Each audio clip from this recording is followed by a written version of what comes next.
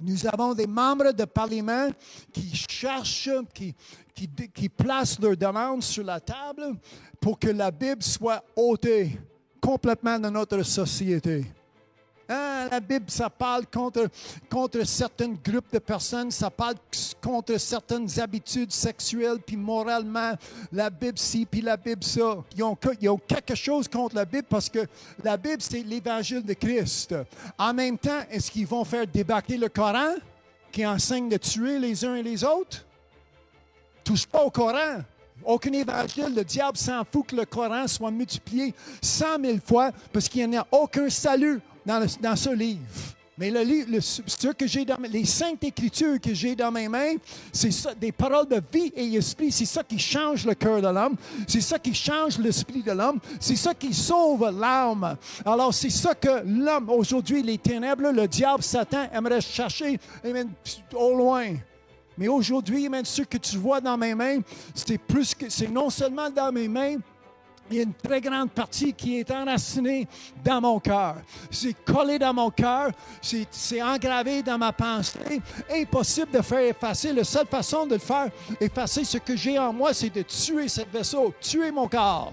Amen. Mais avant que je meure, tout ce qui est en dedans de moi va porter, amen, cet évangile va annoncer avec joie, avec autorité cet évangile pour le salut des âmes aujourd'hui. Hallelujah.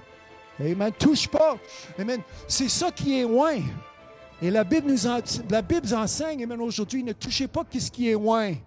Aujourd'hui, amen, quand on voit l'homme avec leurs esprits démoniaques qui sont en eux, vont critiquer, amen, critiquer contre le salut, critiquer contre l'autorité que Dieu nous a laissée sur cette terre. Amen. Si quand le diable frappe à ma porte pour me demander est-ce que c'est ça que Dieu a dit, j'ouvre ma Bible pour bien lire. C'est en plein ça que Dieu a dit. C'est comme ça que Dieu m'a instruit. C'est comme ça que c'est en plein ça que Dieu a voulu dire et c'est ça que Dieu a dit. Et Dieu n'a jamais parlé en vain. Il n'y a pas un mot qui est sorti de sa bouche en vain. Il n'y a pas un mot qui est écrit dans ma Bible qui est écrit en vain. Même en arrière, les lutherins, dans les églises, aujourd'hui, c'est dimanche, il y a combien de centaines de milliers d'églises où est-ce que la personne va « Ouais, mais il faut bien comprendre que des fois, il y a des erreurs. » Non!